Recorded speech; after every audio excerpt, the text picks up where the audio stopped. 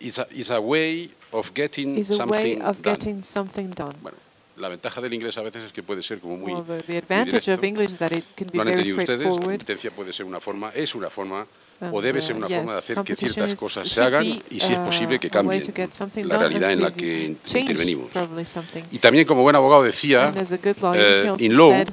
in law, context is everything. context Como is buen abogado, lo que te estaba everything. diciendo As a es, good lawyer, dime he was saying, el caso y ya te diré yo cómo tell lo me llevo about the case and I'll y cómo de know una how forma to u otra lo handle it. terminamos. Que es And, una forma de decir I'll ya a know quien me how vaya a hacer to preguntas put después, an end to it. que es muy difícil en materia de derecho de competencia And sacar in conclusiones generales porque hay que estar this al field, caso, hay que it's estar al very mérito de cada caso que complicated to estamos reach general conclusions investigando. because we have to assess every single Es case tradicional decir que individually. la propiedad Also, intelectual it must be y said las normas de that competencia intellectual están en permanente guerra, property están en and un competition permanente lío, por are decirlo de in alguna manera. constant struggle. Y es cierto que hay veces que hay And it's conflictos true entre that unas normas y there's otras. sometimes conflicts Típicamente between un one abogado laws and o others. una autoridad que Normally, aplica o an que se authority or ocupa lawyer de that propiedad is in charge intelectual of intellectual va a decir property que might say that esa norma no necesita ni that ninguna norm intromisión por doesn't parte de la need gente de any, competencia, que somos una pandilla de work from mejor ahora, una pandilla de locos que tenemos tendencia a abrir mercados y a intentar imponer obligaciones que no se debieran imponer. Yo creo que es un error entrar en esa dinámica de si sí o no las dos normativas se entienden o no. Yo creo que se entienden o en cualquier caso que comparten los mismos objetivos, que lo que se trata es, al fin y al cabo, y yo creo que eso es también una de las razones fundamentales de la razón de ser de la política de competencia, es el facilitar el bienestar de los ciudadanos, de los usuarios, de los que consumimos, de los que compramos, de los que vendemos. Se pueden hacer muchas definiciones de la política de competencia, se puede ser muy filosófico. Yo tiendo a no serlo. Yo creo que una política de competencia no se justifica, sino cuando sirve a sus destinatarios. Y el resto es literatura del tipo que ustedes quieran. Y yo creo que efectivamente la propiedad intelectual requiere una protección tremendamente fuerte y compleja y al mismo tiempo completa. Pero como ya dijo un juez americano hace muchos años, en el fondo, porque fue cuando todavía era Clinton el presidente de los Estados Unidos, cuando estaban investigando Microsoft, ellos también, un juez de una forma clarísima le vino a decir a la empresa de Redmond: usted no puede utilizar su propiedad intelectual como un bate de béisbol. Es decir, usted puede tener una propiedad intelectual, usted puede tener unos derechos exclusivos que le da precisamente el que, como saben, una patente es un monopolio temporal, pero usted no puede utilizar esa patente para arrojársela a la cabeza a sus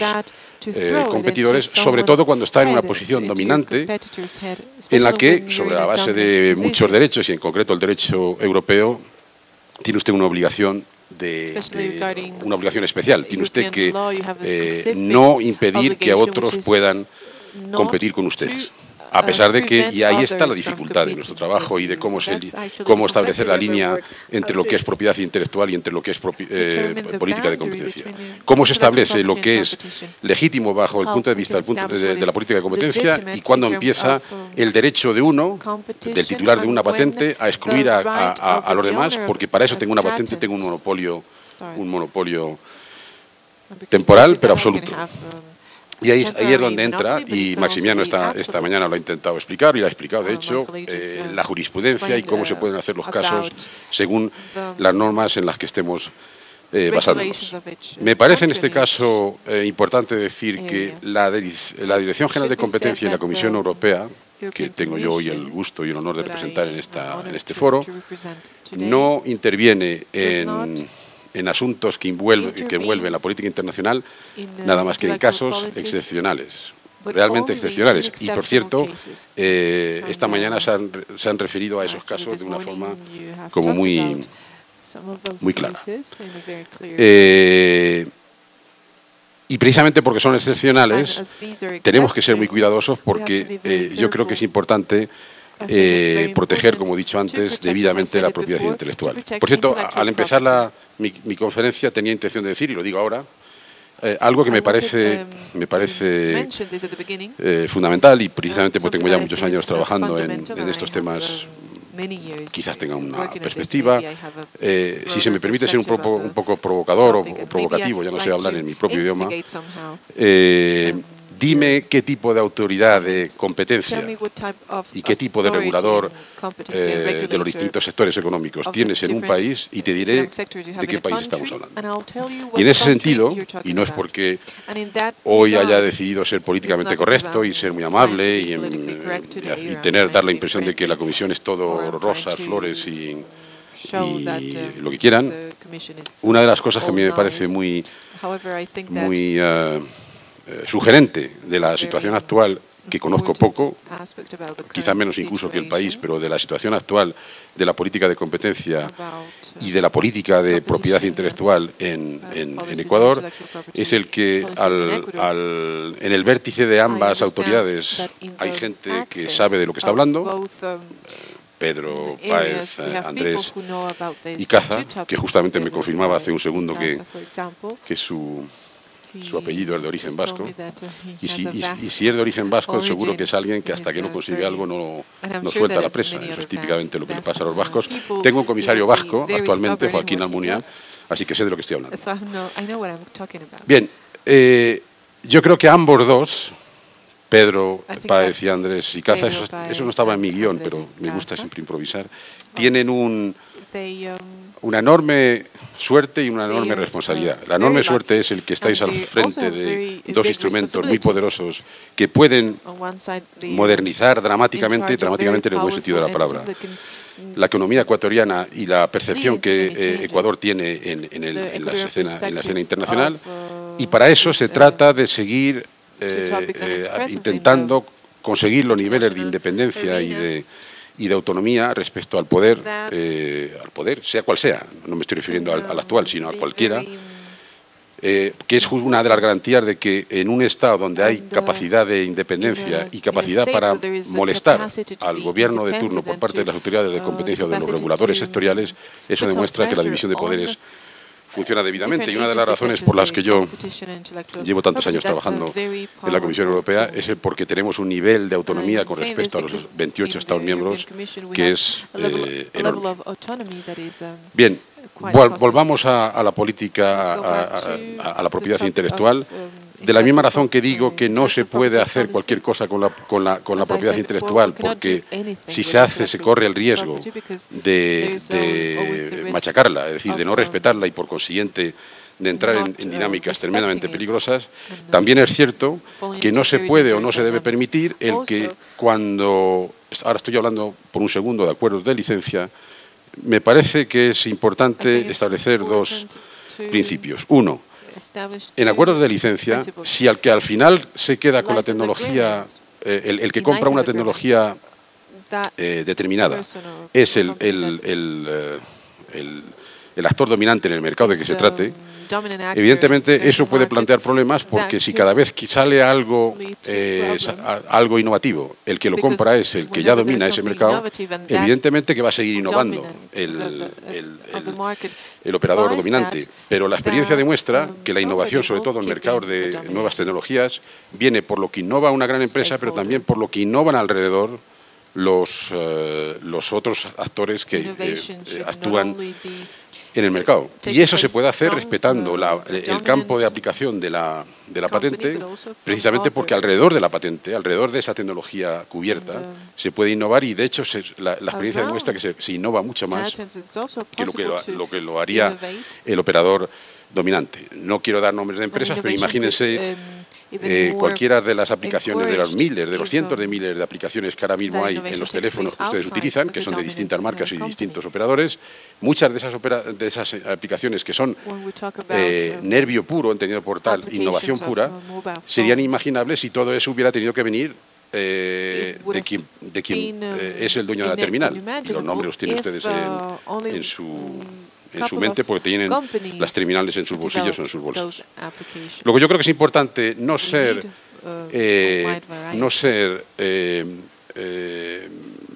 digamos, tibio a la hora de proteger la propiedad intelectual, pero a su vez los detentadores de propiedad intelectual no la pueden utilizar Me vengo otra vez al ejemplo del juez, como si fuera un bate de béisbol que me permite romper la cabeza a cualquiera que se me acerca para intentar competir conmigo. A su vez, y estoy hablando en términos casi más políticos que jurídicos, es importante tener claro que una política de competencia no debe ser una política, y estoy seguro que alguna gente en esta sala podría decir no estoy de acuerdo con usted, lo que me parece perfecto y lo podríamos discutir. Además, a mí me gusta la divergencia, no necesariamente el acuerdo por definición, pero una política de competencia que está al servicio de una política industrial de un determinado país o de una determinada área económica, como puede ser la Unión Europea. Estoy pensando, abro un paréntesis y lo cierro enseguida, en lo que hacen los chinos, con todos mis respetos por ese gran país, pero una política económica, una política de competencia que pone antes las necesidades industriales del país, está muy bien, bueno, a mí no me parece que esté bien, pero abre la puerta a una cosa que yo creo que nadie quiere, y en concreto economías como la ecuatoriana, que es, o la de la Unión Europea, que es el proteccionismo. Si usted me va a aplicar en un caso de competencia, no va a actuar sobre la base de lo que llaman los ingleses on the merits. Es decir, si usted no va a decidir un caso sobre la base de lo que realmente merece, sino porque le puede venir bien o mal a su operador nacional, ahí tenemos un lío, ahí tenemos un problema, y ese puede ser un problema serio. ¿Qué hemos hecho últimamente o estamos haciendo últimamente en materia de propiedad intelectual? Bueno, muchas cosas que no me va a dar tiempo a resumir hoy. Pero sí le querría decir que en materia farmacéutica la comisión ha sido, bajo los auspicios de Joaquín Almunia, que es el actual vicepresidente responsable de competencia en Bruselas, mi jefe,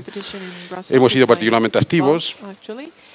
Como no miramos a las banderas antes de decidir si tenemos que poner una multa o imponer remedios de comportamiento, es decir, decirle a las empresas a partir de ahora usted no hace lo que estaba haciendo y a partir de ahora usted abre su plataforma para que entre su competidor y casos similares, o a partir de ahora usted deja de tener un acuerdo colusorio con sus competidores o con sus teóricos competidores. Hay un caso, el nombre de la empresa se llama Lundbeck, de 2013, estos datos se los puedo dar después si me los piden, en el que hemos multado a la empresa danesa y a una serie de fabricantes de productos genéricos, de medicamentos genéricos, porque decidieron, estamos hablando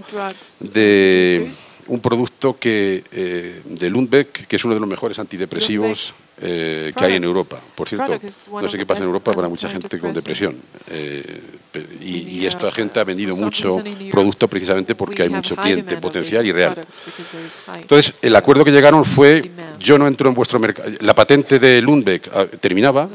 por consiguiente los genéricos podían entrar sin violar ningún tipo de derecho de propiedad intelectual,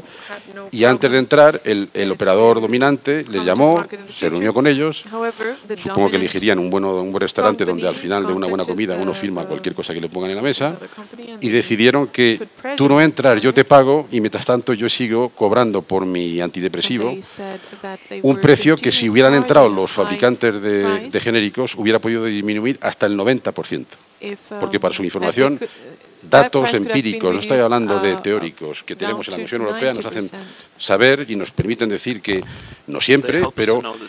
cuando una molécula puede ser duplicada por un fabricante genérico porque ya no está protegida por la propiedad intelectual, los precios pueden disminuir hasta el 90% del precio original. Lo que significa que si alguien hace lo contrario de lo que debe para evitar que haya esa bajada de precios, los sistemas de seguridad social, estoy hablando en Europa, o sus bolsillos son los que pagan porque siguen artificialmente pagando una droga, un medicamento, muy por encima del precio que debiera ser el suyo. También en 2013 impusimos una multa a Johnson & Johnson, que es una multinacional americana, como saben, y a Novartis, que es un laboratorio suizo, muy conocido, una multinacional suiza. Aquí no había, por decirlo de alguna manera, es el colmo, aquí no había ni derecho de propiedad intelectual, aquí lo que había era que yo el fentanil, que es un antidolor, que además se utiliza para enfermos terminales, enfermos que están a punto de morirse, o sea, para situaciones dramáticas. El fentanil tenía un precio artificialmente engordado justamente porque Johnson & Johnson se había puesto de acuerdo con Novartis para que no hubiese una competencia en cuanto a precios. Bueno, los hemos pillado en mitad de ese tipo de acuerdos colusorios. Ha habido una multa, mejor dicho, ha habido 2 multas. Han sido multas considerables. Eso nos hace mucho muy populares, pero como suelo decir yo, en este tipo de situaciones supongo que eso forma parte de mi salario mensual, el tener que ser poco agradable cuando estamos hablando con las empresas. Y he de decir, por ser ecuánime, que pocas veces nos ocurre lo que nos ha ocurrido con Johnson & Johnson, la multinacional americana, que sacó al día siguiente de la imposición de nuestra multa y de la adopción de la decisión una nota diciendo: la Comisión tiene razón, nos hemos equivocado, lo vamos a hacer mejor después y paramos este acuerdo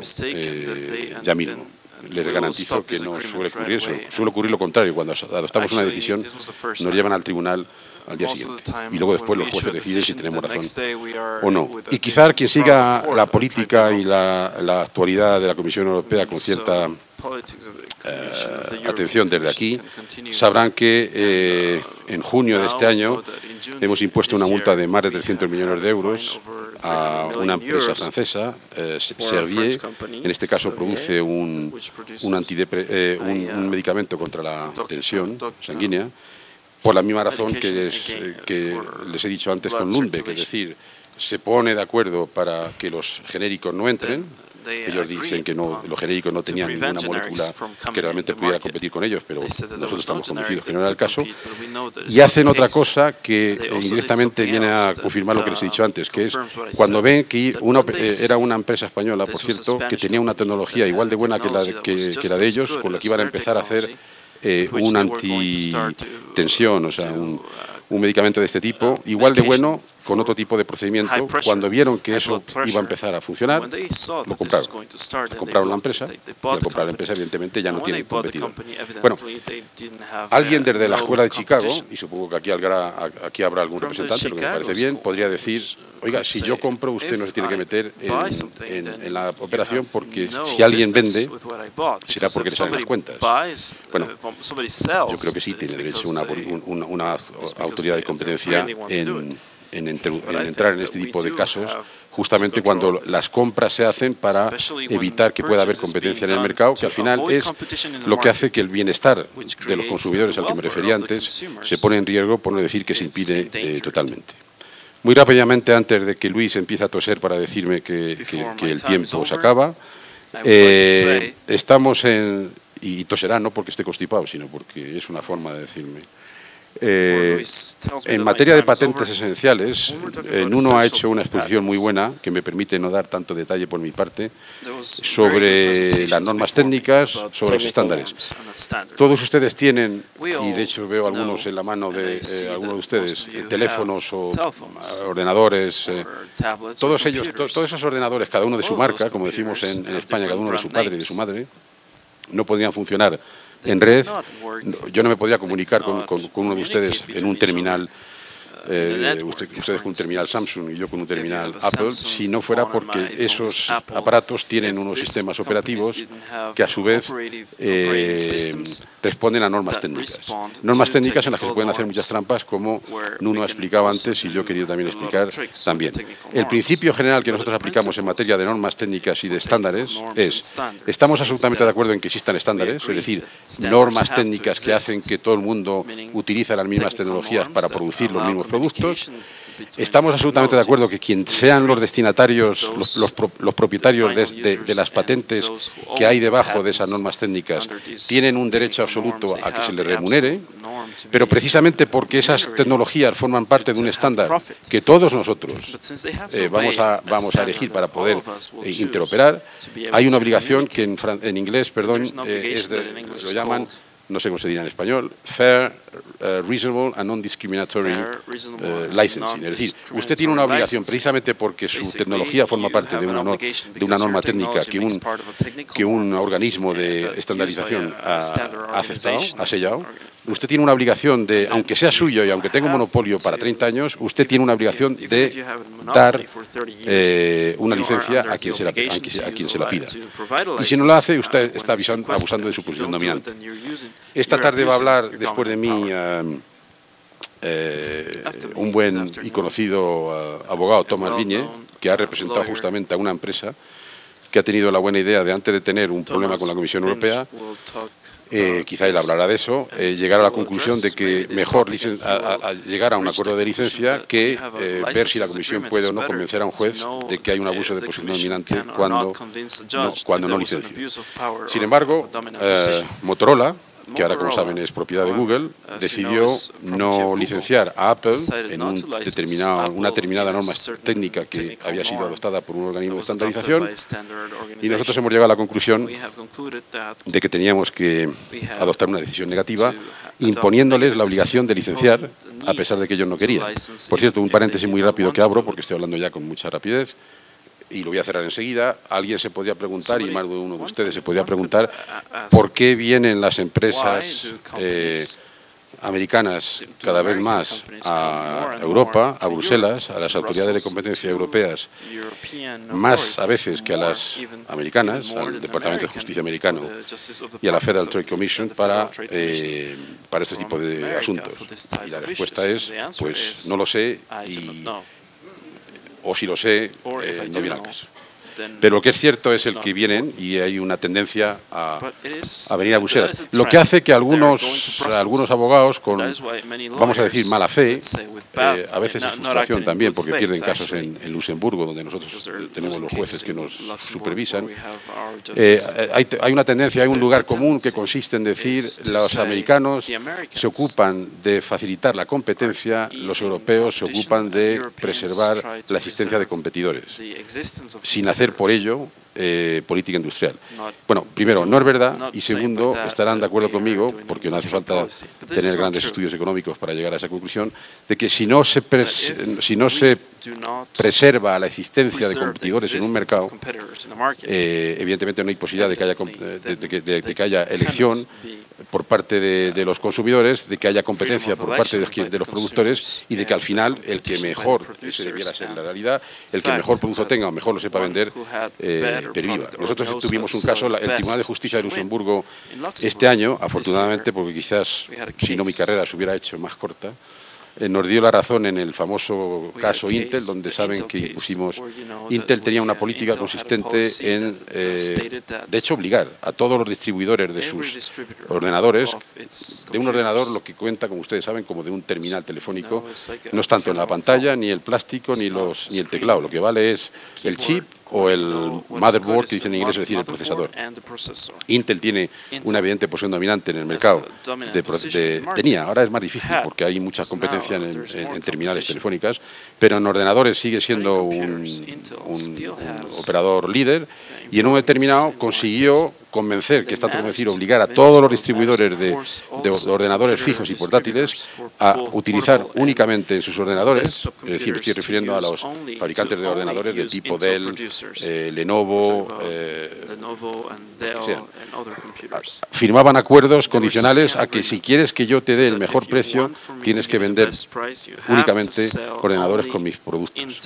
y excluir del mercado al único competidor que tenían entonces, que era AMD, que es otra empresa americana, por cierto. No ven de nuevo un caso en que dos empresas americanas vienen a sustanciar un caso en Bruselas. Bueno, pues aunque les parezca mentira, la Comisión se encontró en la tesitura, en la situación de tener que decirle, de tener que luchar para preservar un duopolio, si solamente hay dos, hay un duopolio, en lugar de un monopolio, porque estamos convencidos de que cuando hay dos, salvo que se pongan de acuerdo, y si se ponen de acuerdo les machacamos con una multa por acuerdo condisorio, habrá más competencia que si solamente hay uno que decide lo que es bueno y malo para cada uno de nosotros. Luego, en patentes esenciales, como os he dicho, la idea es, si tienes una patente esencial, si forma parte de las normas de un estándar, tienes una obligación de licencia, y si no licencias, tienes un problema. Alguien estará esperando que hable,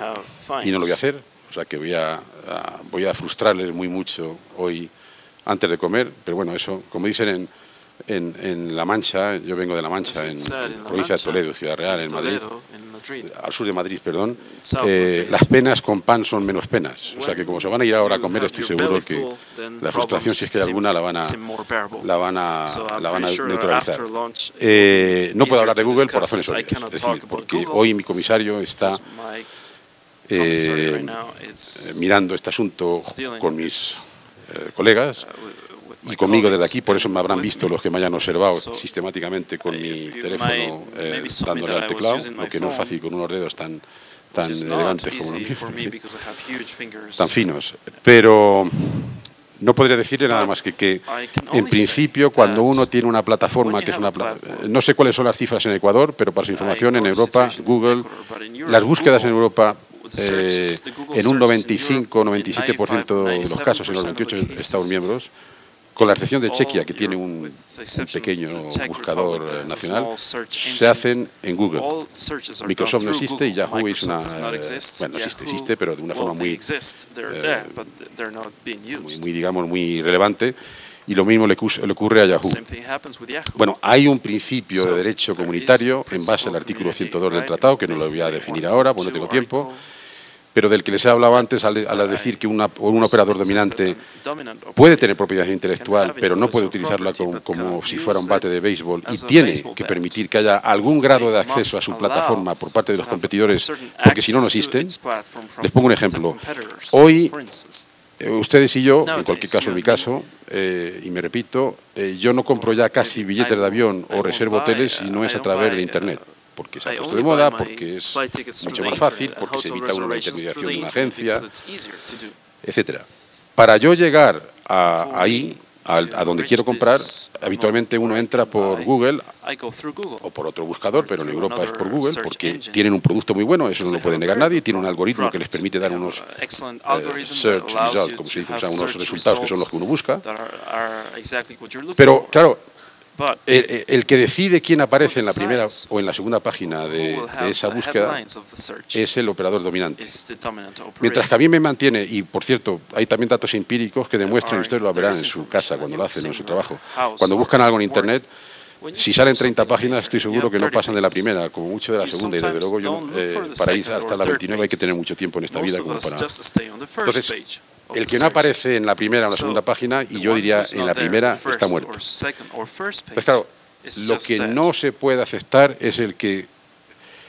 un operador dominante decida quién vive o quién se muere, quién aparece o quién desaparece, quién está o quién no está, porque eso es utilizar,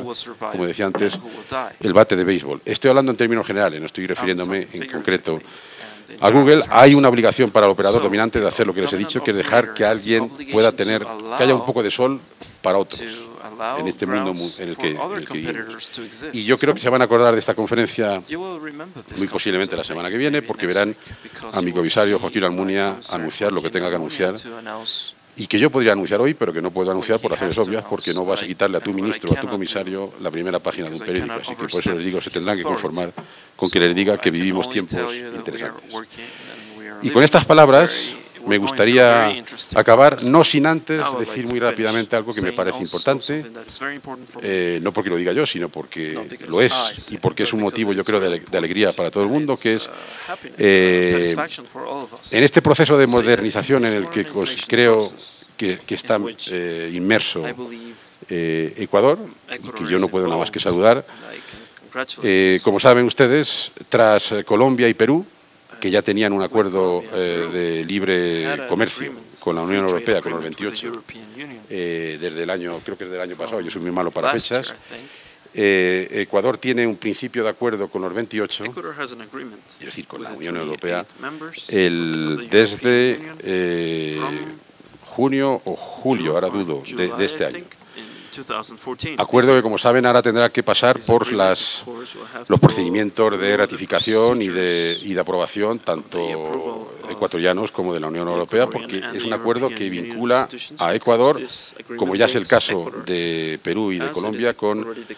la Unión Europea. Y les puedo garantizar que el acuerdo con Perú y Colombia está siendo un enorme éxito, como estoy convencido que lo va a ser con Ecuador, porque está facilitando el que haya un tráfico de mercancías y de capitales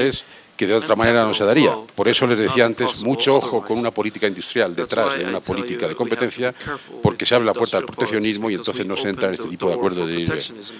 Entonces, lo único que puede hacer es hacer votos porque este acuerdo, porque esta ratificación se lleve a cabo en ambos lados de una forma rápida y efectiva, y en ese sentido yo creo que sería importante, y lo digo porque me han informado mis colegas de la parte de Relaciones Exteriores de la Comisión Europea, sería importante que las autoridades ecuatorianas, a la hora de permitir la llegada de productos europeos a los mercados ecuatorianos, lo hagan sin eventualmente incurrir en discriminaciones que pudiesen hacer más difícil la entrada de esos productos en Ecuador, como no debiera ser el caso, de que un producto ecuatoriano tenga que hacer cola antes de entrar en el mercado porque haya uno de los Estados miembros de uno de los 28. Y con esto, y agradeciéndole su atención, les digo muchas gracias.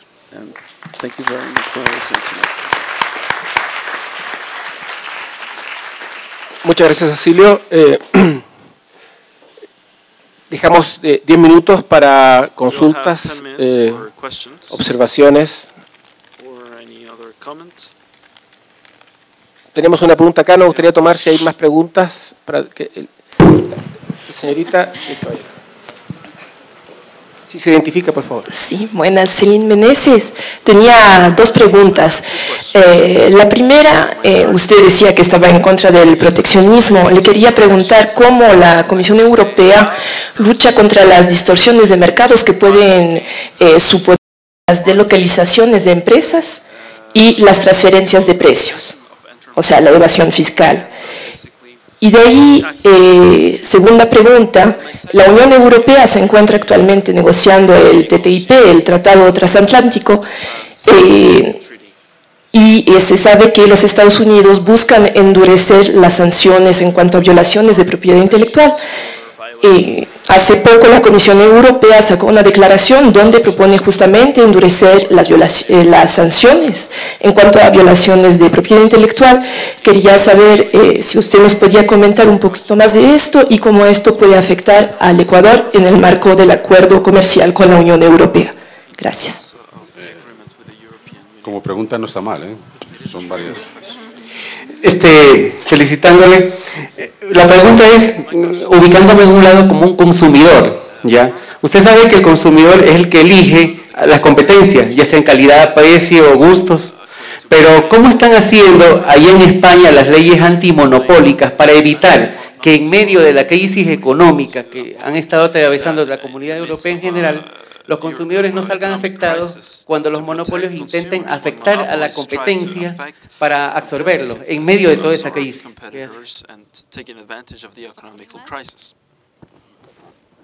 Cecilio, si contesto esta, podemos ir a otras, pero es que estas ya están bien. O sea, no es que no quiera contestar más, es que son densas, muy rápidamente para dar tiempo a otras eventuales preguntas. Respecto a la fiscalidad, no tengo ningún reparo en decirle que es una asignatura pendiente. Son ustedes. Una de las ventajas que tiene los Estados Unidos es que es una zona integrada en el sentido de que si yo cojo un teléfono en Dallas, mi llamada llega también ocurre en Europa, llega al otro lado del continente, los Estados Unidos, sin que haya de por medio nada más que una autoridad, digamos, de regulación telefónica y una autoridad de competencia, porque es un país, un Estado federado, integrado. La Unión Europea es un ente atípico en la historia, digamos, política y organizativa de las instituciones internacionales, porque no somos una federación. Por cierto, ahora de nuevo doy opinión personal y me excuso por ello. Yo creo que la Unión Europea está en una situación en la que o nos integramos definitivamente y sin solución de retorno, o nos marginalizamos muy mucho. Porque estamos viviendo en un mundo global, como decía, una aldea global, y en un mundo en el que los grandes bloques deben integrarse tanto como puedan justamente para poder persistir en ese mundo. Pero esto no era cuestión de la pregunta. La fiscalidad es una de las asignaturas pendientes en el sentido de que todavía hoy en los Estados miembros hay algunos estados que tienen legislaciones o normativas fiscales que facilitan demasiado la evasión fiscal. Y de hecho, como saben, no voy a dar nombres por razones obvias, pero el Consejo de el Consejo de Ministros de la Unión Europea, a instancia de la Comisión, está empujando a que haya una mayor armonización de las políticas fiscales, justamente para que no pueda haber una empresa española, por poner un ejemplo, que se radique en Holanda para intentar escapar a una serie de impuestos que de otra manera tendría que pagar. Esto me permite, pero todavía no estamos ahí, porque para serles sincero, hablar de fiscalidad es hablar de soberanía. Y todavía a los Estados miembros se toca la cartera cuando les hablar de soberanía, a pesar de que estemos en una Unión Europea. Hay otra asignatura pendiente que es muy preocupante y al mismo tiempo en la que yo creo que van a ver ustedes evoluciones serias más pronto que tarde, espero, que tiene que ver con el hecho de que las grandes multinacionales americanas tienen unos niveles de negocios salvajes en Europa, pero después no pagan impuestos en Europa. Hay por ahí unos cafés muy conocidos y bueno, podría dar otros ejemplos en los que cuando ve las facturaciones que tienen en determinados estos miembros te pregunta, bueno, habrán pagado un montón de impuestos. Bueno, pues a través de vehículos, es una forma elegante de decir, a través de vehículos fiscales, para los cuales hay siempre buenos consultores y buenos abogados, aquí debe haber algunos, supongo, evitan pagar impuestos allí donde deben, que es donde hacen el negocio. Por cierto, les invito a que eviten ese tipo de situaciones también en Ecuador, porque al final de lo que se trata es de que el que gana un duro cotice al bienestar de los consumidores comerciales. Es una asignatura pendiente, estamos avanzando, pero ciertamente no con la rapidez con la que si yo pudiera se avanzaría. Pero yo no soy un comisario. Las deslocalizaciones es un fenómeno también que ha producido enormes tensiones en Europa, porque se ha vivido, ahora menos, ahora está habiendo un fenómeno curioso, incipiente, no sé cuánto va a durar, pero empezamos a ver multinacionales y empresas europeas que se están volviendo a Europa, en concreto además de países como China,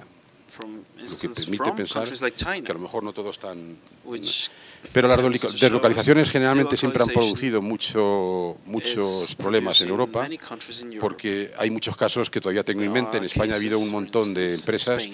que se han ido al otro lado del estrecho, a Marruecos, porque producir pantalones vaqueros en Marruecos es como 7 veces más barato que en Europa, por razones de tipo fiscal, pero también de mercado de trabajo, en fin, por una serie de disparidades macroeconómicas que no hace falta que les... Pero eso a su vez abre un debate que es, ¿podemos impedir las deslocalizaciones al precio de que países que están en necesidad de desarrollo no puedan hacer valer su ventaja competitiva, sea esta del tipo que sea? Y la pregunta es, pues yo creo que no debemos impedirlas. Pero evidentemente al político de turno se le ponen los pelos de punta cuando ve que una gran... Bueno, ha ocurrido hace poco en Francia que alguien ha decidido que va a hacer los coches no al lado de París, sino en Croacia, que es otro país de la Unión Europea, como ustedes saben. Bueno, es por eso por lo que yo creo, me van a decir que soy muy pro economía de mercado, lo que no es necesariamente el caso, pero en fin, trabajar en la Dirección General de Competencia y no ser pro economía de mercado es como... bueno, es imposible, creo yo. Pero yo creo que la única forma de evitar las deslocalizaciones es ser muy competitivo. Y cuando se producen, intentar lo que pierde uno por un lado, intentar obtenerlo por otro. Pero es más fácil decirlo que después explicarse a los ciudadanos cuando pierden su trabajo en un sitio y se van a otro. En relación con lo que me decía usted sobre el acuerdo Estados Unidos, Unión Europea, yo creo que es el interés de ambas áreas, o de ambos entidades o socios. Tenemos ya un nivel de integración entre las dos economías enorme. Ya saben que en política de competencia incluso nos consultamos los casos, porque y tiene lógica. Cuando un caso tiene... es de dimensión mundial, no tiene sentido que una fusión de dos multinacionales se vea en Estados Unidos de una forma y en Europa los remedios sean distintos. Pero eso también es aplicable a otras áreas del mundo y estoy seguro que si un día hubiera,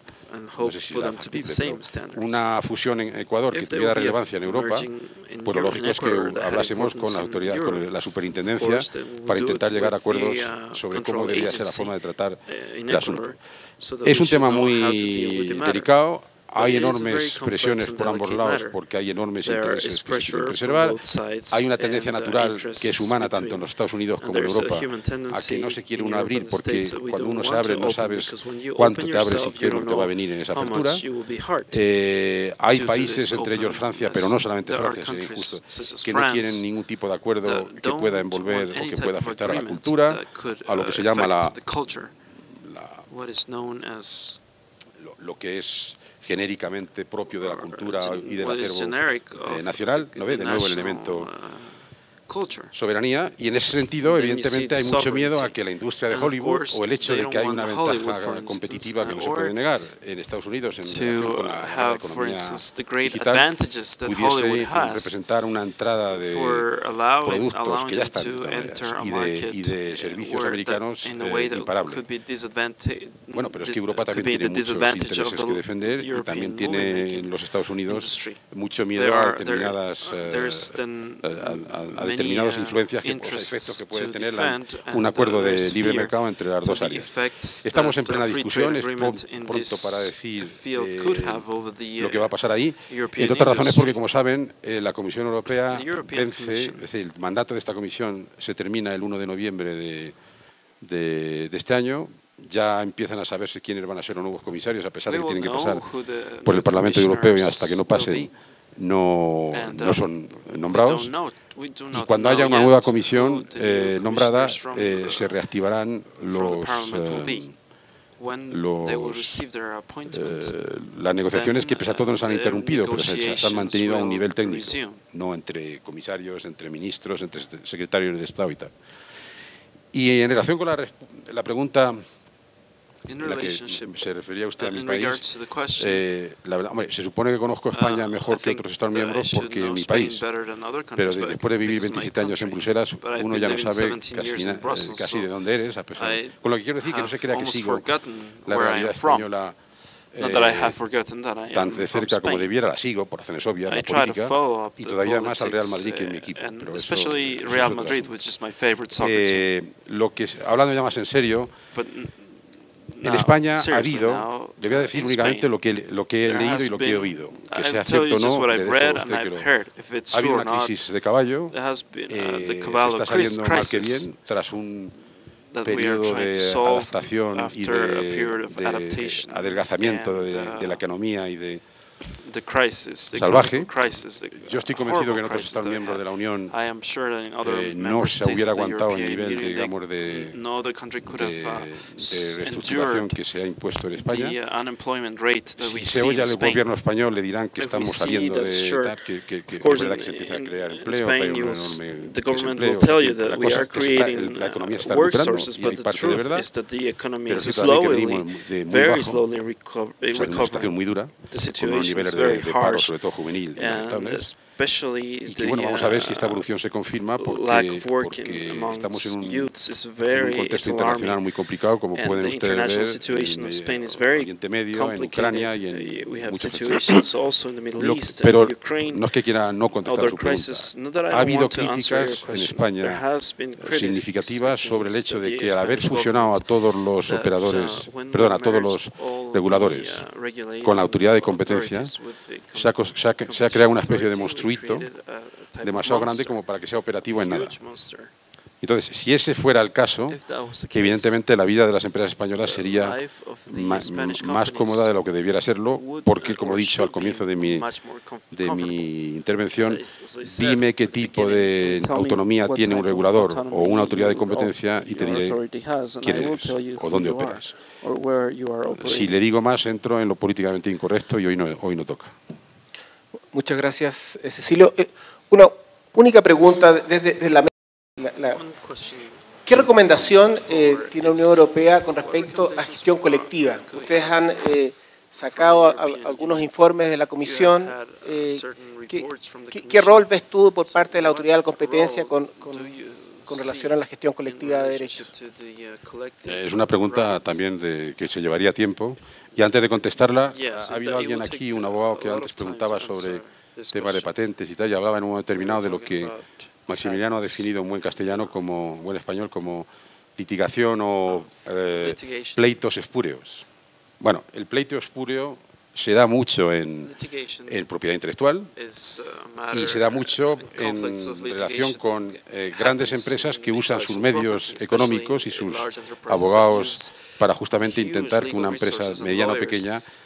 antes incluso de intentar oponerse ante un juez a lo que le pide la empresa más dominante, cedan y no compita con ellos. Bueno, yo creo que en los casos de pleitos espúreos,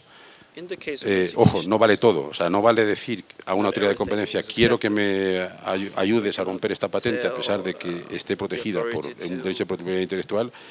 porque eso no funciona. Pero cuando haya serias dudas o cuando alguien pretenda que tiene un procedimiento para llegar a una determinada molécula, a una determinada aplicación, a un determinado producto, de una forma que no viola la patente del operador dominante o de quien la tenga, en casos de ese tipo y cuando se vea que haya una enorme presión por parte del dominante para que no se te ocurra forastero, como se diría en una película del oeste, no se te ocurra competir conmigo, mi recomendación es váyanse a una autoridad de competencia y denuncien el caso y intenten aportar ya los informes técnicos que permitan a la autoridad de competencia, que no es un especialista en tecnologías y que no debe serlo y que no debiera ser el que decide cuál es el precio o cuál es la tecnología que se tiene que retener para un determinado estándar, por ejemplo, lleven buenos informes técnicos que permitan pensar que ahí hay verdadera invención, que no se está violando ninguna patente, y entonces será una labor de la autoridad de competencia el intentar hacer valer que el dominante está abusando de esa posición dominante justamente para evitar el que haya competencia. He querido entrar en esta respuesta, o sea, en esta pregunta, porque me parece que es útil hablar de que efectivamente litigación espuria existe. Y contestando a tu pregunta, Luis, brevemente, lo voy a hacer de una forma muy cínica, y con esto lo dejo para otro debate o para otro seminario que se organice. Las entidades de gestión colectiva de derechos de autor, de derechos, como sigan en esta tendencia, que por otra parte yo entiendo, de querer proteger a todo precio, el que pueda haber competencia entre ellas, en Europa por lo menos, como sabes, no hay competencia entre las entidades gestoras, hay tantas entidades gestoras como están miembros, y de hecho un francés, lo que es alucinante, pues se supone que tenemos un mercado interior en Europa, un francés no puede ir a comprar una canción a Holanda que le pueda interesar, o un paquete de canciones de un determinado autor, o los derechos de un determinado cantante, porque como hay unos acuerdos entre todas ellas, la entidad de gestión holandesa le va a decir, vete, no te lo vendo, vete a Francia. Hay algunas que quieren, por cierto, es un mal ejemplo porque los holandeses son de los que quieren, como buenos holandeses, meter presión en el mercado para que haya competencia entre ellas. Pero todo se está haciendo, o sea, es otra de las asignaturas más que pendientes. Es una vergüenza que no haya competencia entre entidades de gestión colectiva en Europa. Y mientras que no la haya, algunos están muy contentos de esos mini monopolios nacionales que tienen y no se están dando cuenta de que la revolución en Internet es tal que algún día van a estar manteniendo como monopolio una caja vacía. Muchas gracias por su atención y buen provecho.